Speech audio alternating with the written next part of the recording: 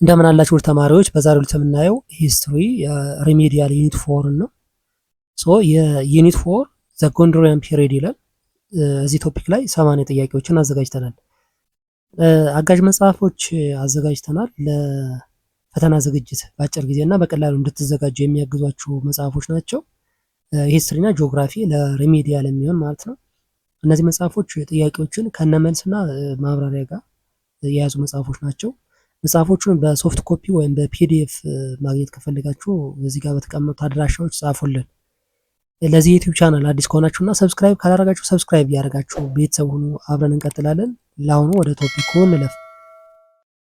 ነምበር 1 which of the following best characterizes the political structure of the Gondorian period? A. Centralized monarchy with a strong hereditary nobility. B. Democratic council system with elected governors. C. Feudal monarchy with power shared between the emperor and regional lords. D. Confederation of independent city states. C.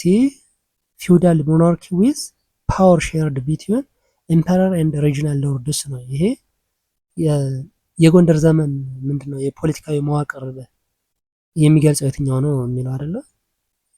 ስለዚህ ምን እንኳን ንጉስ የሀገሪቱ የበላይ ቢሆንም ማለት ነው በጎንደሪያን ፔሪድ ጊዜ በየክፍለ ሀገራቱ የሚገኙ መሳፍንትና መኳንንት የሚባሉት ኢምፐረር ኤንድ ሪጅናል ሎርድስ የሚባሉት የራሳቸው ጦርና አስተዳደር የነበራቸው ስለነበረ የስልጣን ክፍፍል ነበር ማለት ነው። ሼርድ ፓወር ነበረ ማለት ነው። ነምበር 2 who is considered the founder of the Gondorian period? የጎንደሪያን ፒሪድ ፋውንደር ወይም መስራች የጎንደር ዘመነ መንግስት መስራች የሚባለው ፋሲለደስ፣ ኢያሱ ዘፈረስት፣ ሚኒሊክ ዘሰከንድ፣ ዘርዓ ያዕቆብ። ይሄ ፋሲለደስ ነው አይደለ? አጼ ፋሲለደስ በ1628 ወይም ደግሞ እንደ አውሮፓውያን አቆጣጠር በ1636 ጎንደርን የኢትዮጵያ ቋሚ መዲና አድርገው በመቆርቆር የጎንደር ዘመንን በይፋ አስጀምረዋል ማለት ነው። 3 which foreign influence was most prominent in Gondar during the 17th century? A. British colonial administrators. B. Ottoman traders. C. French explorers. D. Portuguese missionaries. D. Portuguese missionaries ነው። ስለዚህ በ17ኛው ክፍለ ዘመን ምንድነው የሚለው በጎንደር ውስጥ ጎልቶ ይታይ የነበረው የውጭ ተጽዕኖ ነው። የውጭ ተጽዕኖ ማን ነበረ? የፖርቹጋል ሚስዮናውያን የሚባሉት ናቸው። ከጎንደር ዘመን በፊትና በዘመኑ መጀመሪያ ላይ የነበሩት የፖርቹጋል ኢየሱሳውያን የሚባሉት ወይም ጄሱዊትስ የሚባሉት በሀገሪቱ ሃይማኖትና ስነ ህንፃ ላይ ትልቅ ተጽዕኖ አሳድረው ነበር ማለት ነው። For the architectural style that flourished in Gondor, Aksumite, Rock-hewn, Gondorian, Baroque. C. the ጎንደሬ የሚባለው ማለት ነው። ጎንደሬ በጎንደር የለመለመውና የታወቀው የስነ ህንፃ ጥበብ ነው አይደል የሚለው የስነ ህንፃ ጥበብ ጎንደሬን ይባላል። የጎንደር ቤተ መንግስት የሀገር በቀል የህንድ የአረብና የፖርቹጋል ስነ ህንፃዎች ቅልቅል ውጤት ሲሆኑ ጎንደርን ስታይል ተብሎ ይታወቃል ማለት ነው።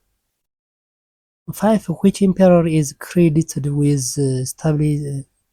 stabilizing the Ethiopian Orthodox Church after the Jesuit influence? ኢያሱ ዘፈረስት፣ ፋሲለደስ፣ በካፋ፣ ተክለ ጊዮርጊስ ዘፈረስት። ቢ ፋሲለደስ ነው። ይሄ ከኢየሱሳውያን ወይም ደግሞ እነዚህ ጄሱዊትስ ተጽዕኖ በኋላ የኢትዮጵያ ኦርቶዶክስ ተዋሕዶ ቤተክርስቲያን ወደ ቀድሞ ይዞቷ በመመለስና በማረጋገጥ የሚታወቀው ንጉስ ፋሲለደስ ነው ማለት ነው። ስለዚህ አባታቸው አጼ ሱሴንዮስ ካቶሊክነትን በይፋ አውጆ በነበረ ጊዜ የተነሳውን የእርስ በርስ ጦርነት ለማስቆም ፋሲለደስ ንጉስ እንደሆኑ ወዲያውኑ ኦርቶዶክስ ተዋሕዶ የቤተ መንግስት ወይም ደግሞ የመንግስት ሃይማኖት አድርገው መልሰዋል ማለት ነው። 6 ዘዘመነ መሳፍንት ኦር ኢራ ኦፍ ፕሪንስስ ቢገን ዲዩ ቱ የዘመነ መሳፍንት እንዲጀምር ምክንያት የሆነው ማለት ነው። ኤ ፎሪን ኢንቬንሽንስ ዊከንድ ዘ ሞናርኪ፣ ቢ ኢኮኖሚክ ዲክላይን ኮዝድ ባይ ፌሚን፣ ሲ succession disputes and weakening the central authority, D religious schisms within a church, C succession disputes and weakening the central authority ነው። ስለዚህ የስልጣን ሽኩቻ እና የማዕከላዊ መንግስት መዳከም ይላል ይሄኛው ማለት ነው። ስለዚህ የዘመነ መሳፍንት እንዲጀምር ምክንያት የሆነው ምንድነው? የጎንደር ነገስታት ስልጣን እየቀነሰ ሲሄድና የክልል መሳፍንት በተለይም የእጁ መኳንንት የእጁ ዳይናስቲ ማለት ነው እየጠነከረ በመምጣቱ ንጉስ እንደ አሻንጉሊት የሚቆጠርበት ዘመን ተጀመረ ማለት ነው። ይሄ ዘመነ መሳፍንት። 7 ፋሲል ጋቢ the royal enclosure in Gondar is notable for በጎንደር የሚገኘው የፋሲል ግቢ ምንድነው? በምንድን ነው የሚታወቀው? ኢትስ ሮክ ሄዎን ቸርች፣ ኢትስ ኦቶማን ስታይል ሞስክ፣ ሲ ኢትስ ማርኬት ኦሪየንትድ urban planning፣ ዲ ኢትስ ዲፌንሲቭ walls and castles፣ ዲ ኢትስ ዲፌንሲቭ walls and castles ነው። ይሄ ግቢው በውስጡ 6 ዋና ዋና ቤተ መንግስቶችን አብያተ ክርስቲያናትን እና ለደህንነት የሚያገለግል ረጅም ግንቦችን የያዘ የጥበብ መገኛ ነው። ይሄ ምንድነው? የፋሲል ግቢ በመባል የሚታወቀው ማለት ነው። 8 which of the following was significant economic activity in Gondar? The maritime trade with India, coffee and salt trade, gold mining and agriculture, industrial textile production። ቢ ኮፊ ኤንድ ሳልት ትሬድ ማለት ነው። በጎንደር ዘመን ትልቅ የኢኮኖሚ እንቅስቃሴ የነበረው ይሄኛው ነው ማለት ነው። ኦኬ ጎንደር በወቅቱ የንግድ መስመሮች መገኛ ስለነበረች ከደቡብ እና ምዕራብ የሚመጣ ቡና እንዲሁም ደግሞ ከሰሜን የሚመጣ አሞሌ ጨው ዋና የንግድ እቃዎች ነበሩ ማለት ነው። 9 which Ethiopian emperor of the Gondarian period is known for his extensive patronage of the arts and literatures?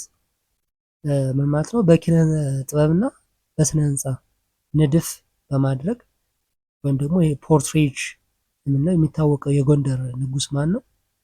ፋሲለደስ፣ ኢያሱ ዘፈርስት፣ ዳዊት ዘሰር፣ ተክለ ጊዮርጊስ ዘፈርስት። ቢ ኢያሱ ዘፈርስት ወይም አዳም ሰገድ ኢያሱ የሚባሉት ማለት ናቸው። ታላቁ ኢያሱ በመባል የሚታወቁት ንጉስ ለቤተ ክርስቲያን የትምህርት ለዜማና ለስነ ጽሁፍ እድገት ከፍተኛ ድጋፍ በማድረጋቸው ይታወቃሉ ማለት ነው። 10 the decline of the Gondarian period was accelerated። የጎንደር ዘመን ውድቀት እንዲፋጠን ያደረገው ምንድነው? continuous foreign invasions, European colonization, widespread peasant revolts, the internal succession disputes and regional authority። ይህ የውስጥ ስልጣን ሽኩቻ እና የክልላዊ አስተዳደሮች ራስን በራስ የማስተዳደር ወይም ሪጂናል አውቶሪቲ የሚባለው የጎንደር እንትን እንዲዳከም አድርጎታል ማለት ነው። በመጨረሻዎቹ የጎንደር ዘመን ዓመታት መሳፍንቱ በንጉሱ ዙሪያ የሚያደርጉት ጣልቃ ገብነትና ግጭት ማዕከላዊ መንግስቱን ምንድነው አዳክሞታል ማለት ነው። 11 which foreign travelers provided detailed accounts of Gondar in the 17th century። በ17ኛው ክፍለ ዘመን ማለት ነው ስለ ጎንደር ዝርዝር ዘገባዎች ያቀረበው የውጭ ተጓዥ ማለት ነው። ፎሪን ትራቭለር ማን ይባላል? ጄምስ ብሩስ፣ ኢብን ባቱታ፣ ማርኮ ፖሎ፣ ቫስኮ ደ ጋማ። ጄምስ ብሩስ ነው። ይህ ስኮትላንዳዊ ተጓዥ ጄምስ ብሩስ በ18ኛው ክፍለ ዘመን መጨረሻ አካባቢ ጎንደር በመቆየት ስለ ሀገሪቱ ፖለቲካ፣ ተፈጥሮና ማህበራዊ ህይወት ሰፊ መጽሐፍን ጽፏል ማለት ነው የጄምስ ብሩስ። 12 which dynasty ruled during the Gondorian period? በጎንደር ዘመነ መንግስት ያስተዳደረው ስርወ መንግስት ወይም ዳይናስቲ የትኛው ነው? ዛጉዌ፣ ሶሎሞኒክ፣ ዳማት፣ አክሱማይት። ቢ ሰለሞኒክ ነው ወይም ሰለሞናዊ የስርወ መንግስት የሚባለው ነው። የጎንደር ነገስታት ራሳቸውን ከቀዳማዊ ሚኒሊክና ወይም ሚኒሊክ ዘፈረስትና ከንጉስ ሰለሞን ዘር ጋር የሚያያይዙት የዚሁ ስርወ መንግስት አካላት ነበሩ ማለት ነው። 13 the administrative system of ጎንደር included? የጎንደር አስተዳደር ስርዓት ምን ይመስል ነበረ? ኤ provinces governed by hereditary nobles with autonomous power. B a council of elected officials from all regions. C a centralized bureaucracy with no regional lords. D tribal chiefs appointed by foreign powers. ኤ ፕሮቪንስስ የሚባሉት ማለት ነው ወይም የራሳቸው የጦር ኃይልና ስልጣን ባላቸው መሳፍንት የሚመሩ ክፍለ ሀገራት ነበሩ ወይም ፕሮቪንስስ ነበሩ ማለት ነው። የክፍለ ሀገር ገዢዎች ለንጉሱ ታማኝነታቸውን ቢገልጹም በገዛ ግዛታቸው ውስጥ ከፍተኛ ስልጣን ነበራቸው ማለት ነው። 14 which of the following is true about Gondorian military organization? ስለ ጎንደር ወታደራዊ አደረጃጀት ወይም ሚሊታሪ ኦርጋናይዜሽን ትክክል የሆነ የትኛው ነው? ኤ it relied on a professional standing army funded by taxes. B nobles provided troops as part of a feudal obligation. C foreign mercenaries dominated military campaigns. D the army consisted mostly of peasants from coastal regions. B nobles provided troops as a part of a feudal obligation ነው። መሳፍንትና መኳንንት እንደ ግዴታ ለንጉስ ወታደሮቹ ያቀርቡ ነበር ማለት ነው። ትሮፕስ ያቀርቡ ነበረ። ስለዚህ ማዕከላዊ ቋሚ ጦር ቢኖርም ለትልቅ ዘመቻ ንጉሱ የየአካባቢውን መሳፍንት በጦራቸው እንዲዘምቱ ትዕዛዝ ያስተላልፉ ነበር ማለት ነው። 15 ፋሲለደስ decision to move the capital to ጎንደር was influenced primarily by አፄ ፋሲል መዲናቸውን ወደ ጎንደር ለማዛወር የወሰኑበት ዋና ምክንያት ምንድን ነው? ኤ strategic defense considerations, access to European trade routes. C religious visions and dreams. D desire for maritime expansion.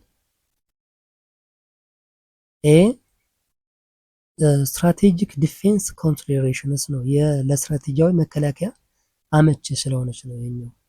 ስለዚህ ጎንደር በደጋማ ቦታ ላይ መገኘቷ ለንግድ መስመሮች ቅርብ መሆኗና ለጥቃት የማትመች መሆኗ ዋና መዲና እንድትሆን አስችሏታል ማለት ነው። 16 which year did the first Jesuit missionaries arrive in Ethiopia?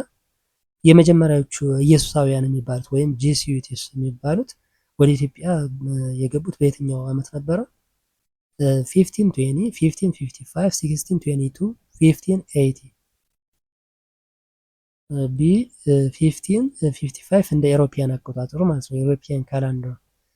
ስለዚህ የመጀመሪያው የኢየሱሳውያን ቡድን በጆአዎ ኑኔስ የሚባል ወይም ጆአዎ ኑኔስ ባሬት መሪነት በ1555 ወደ ኢትዮጵያ የገባ ቢሆንም ቀደም ብሎ በ1520 አካባቢ የመጡት ፖርቹጋላውያን ግን ወታደራዊና ዲፕሎማሲያዊ ልዑካን ነበሩ ማለት ነው። 17 the Jesuit mission in Ethiopia was primarily supported by the European power. በኢትዮጵያ የነበረው የኢየሱሳውያን ሚስዮናውያን በዋነኛነት በማንኛውም የአውሮፓ ይደገፍ የነበረው በየትኛው ነው? ስፔን፣ ኢታሊ፣ ፍራንስ፣ ፖርቹጋል። ዲ ፖርቹጋል ነው። ስለዚህ ይሄ ፖርቹጋል በህንድ ውቅያኖስ አካባቢ የነበራትን የንግድና የሃይማኖት ተጽዕኖ ለማስፋፋት በሚስዮናውያኑ በኩል ከፍተኛ ድጋፍ ታደርግ ነበር ማለት ነው። 18 which Ethiopian emperor first invited the Jesuit to his court?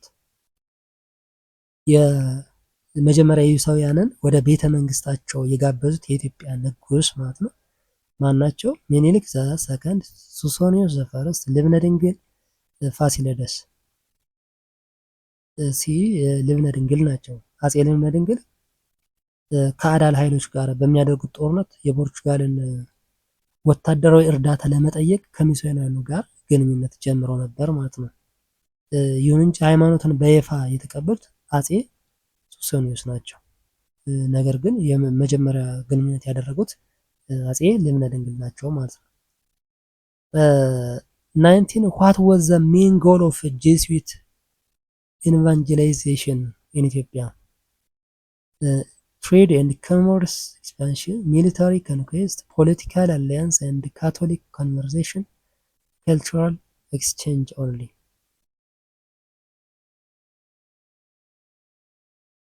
ሲ የምረት ወይም ዳንስ መፍጣርና ወደ ካቶሊክ እምነት መለወጥ ነበር። የኢየሱሳውያን በኢትዮጵያ ውስጥ የነበራቸው ዋና ዓላማው ይሄኛው ነበር ማለት ነው። ኢየሱሳውያን የኢትዮጵያን ቤተክርስቲያን ከእስክንድሪያ በመለየት ለሮም ካቶሊክ ቤተክርስቲያን ታማኝ እንድትሆን ማድረግና በዚህ ለአውሮፓውያን ኃይሎች ምቹ ፖለቲካዊ ሁኔታን መፍጠር ነበር ዋና ዓላማቸው ማለት ነው።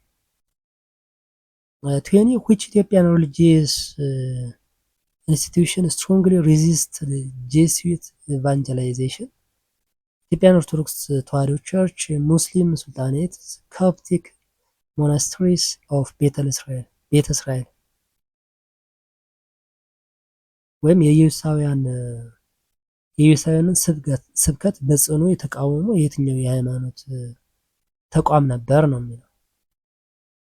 ኤ ኢትዮጵያን ኦርቶዶክስ ተዋሕዶ ቸርች ማለት ነው። ኦኬ ይሄ የኢትዮጵያ ኦርቶዶክስ ተዋሕዶ ቤተክርስቲያን መሪዎችና መነኩሳት የኢየሱሳውያንን ትምህርት እንደ ባዕድና እንደ ክህደት በመመልከት ለብዙ ዓመታት በጽኑ ተቃውመዋል ማለት ነው። 21 which factor contributed most to the initial success of Jesuit missions in Ethiopia? ለኢየሱሳውያን ሚስዮን መጀመሪያ ስኬታማ መሆን ከፍተኛ አስተዋጽኦ ያደረገው ምክንያት የትኛው ነው? ሎካል ሊትሬሲ ሬትስ፣ ቢ ሰፖርት ፍሮም ዘ ሞናርኪ፣ ሲ ሚሊታሪ ሱፔሪዮሪቲ ኦፍ ጄሱዊትስ፣ ዲ ፖፑላሪቲ አመንግ ፔዛንትስ። ቢ ምንድነው? ከንጉሳውያኑ ወይም ከነገስታቱ የተገኘ ድጋፍ ማለት ነው።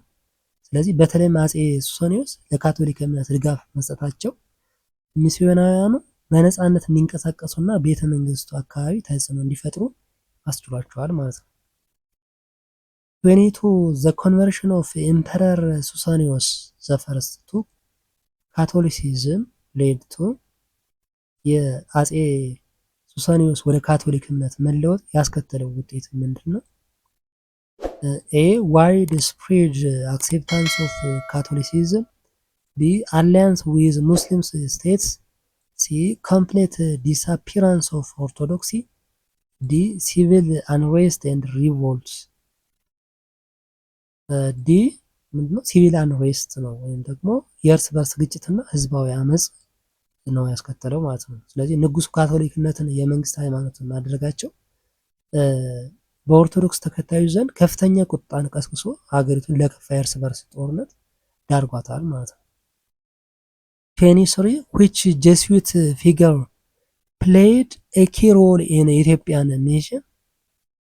A ማቴዎ ሬሲ፣ ፔድሮ ፓዚ፣ ፍራንሲስ ዛቪየር፣ ኢግናቲየስ ሎያላ።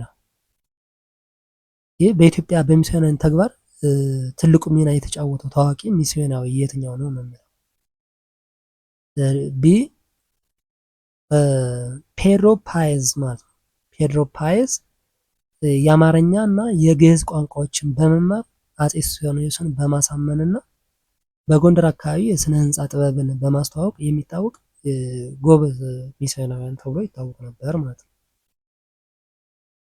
24 how did Jesuits attempt to change Ethiopian religious practices? የኢየሱሳውያን የኢትዮጵያን የሃይማኖት ስርዓት ለመቀየር የሞከሩት በምን መንገድ ነበረ? ኤ by translating the Bible into local languages only. B by building schools and hospitals exclusively. C by introducing Latin literature and abolishing local rituals. D by encouraging pilgrimage to Jerusalem. ሲ የላቲን ስርዓተ ቅዳሴ ወይም ላቲን ሊትሬቸሪ በማስተዋወቅና የሀገር በቀል ስርዓቶችን በመከልከል ወይም በመሰረዝ ነበር፣ አቦሊሽ በማድረግ ነበረ ማለት ነው። ስለዚህ እንደ ጥምቀት፣ ግዝረትና ሰንበት ማክበር ያሉ ጥንታዊ የኢትዮጵያ ስርዓቶችን በመከልከል የሮማን ካቶሊክ ስርዓትን ለመጫን ሞክረዋል ማለት ነው። 25 which Ethiopian emperor expelled ጄሱዊት ፍሮም ኢትዮጵያ? ኢየሱሳውያንን ከኢትዮጵያ ያባረሩት የትኛው ንጉስ ናቸው ነው? ኤክስፔል ያደረጉት ሚኒሊክ ዘ ሰከንድ፣ ፋሲለደስ፣ ዳዊት ዘ ተርድ፣ ዘርዓ ያዕቆብ። ቢ ፋሲለደስ ናቸው። አጼ ፋሲለደስ በ1632 እንደ አውሮፓውያን አቆጣጠር ስልጣን እንደያዙ በአባታቸው ዘመን የፈሰሰው ደም ለማስቆም ካቶሊክነትን አግደው ሚስዮናውያን የሚባሉትን ከሀገር እንዲወጡ አዘዋል ማለት ነው። ኦኬ ፓርት 1 ይህን ይመስላል። ፓርት 2 እና 3 ይዘን እንቀርባለን በሚቀጥለው። ይህ ሪሜዲያል ሂስትሪ ዩኒት 4 ጥያቄዎችን እያሰራ እንገኛለን። ሌሎችንም የትምህርት አይነቶች እንደዚሁ ጂኦግራፊ ጨምሮ ማለት ነው በጥያቄ መልክ ለፈተና በአጭር ጊዜና በቀላሉ እንድትዘጋጁ የሚያስችሉ መጽሐፎችን አዘጋጅተናል። እነዚህ አጋዥ መጽሐፎች መልስ አላቸው፣ እንደገና ማብራሪያ። ስለዚህ እነዚህ መጽሐፎች በፒዲኤፍ ወይም በሶፍት ኮፒ ማግኘት ከፈለጋችሁ እዚህ ጋር በተቀመጡ ሊንኮች ማግኘት ትችላላችሁ፣ ወይም ደግሞ ጻፉልን። ለዚህ የዩቲዩብ ቻናል አዲስ ከሆናችሁና ሰብስክራይብ ካላደረጋችሁ ሰብስክራይብ እያደረጋችሁ ቤተሰብ ሆኖ አብረን እንቀጥላለን። ቶፒኩ ጠቃሚ ነው፣ አሪፍ ነው ብላችሁ ካሰባችሁ ለጓደኞቻችሁ ሼር እያደረጋችሁ ላይክ እያደረጋችሁ እናለን።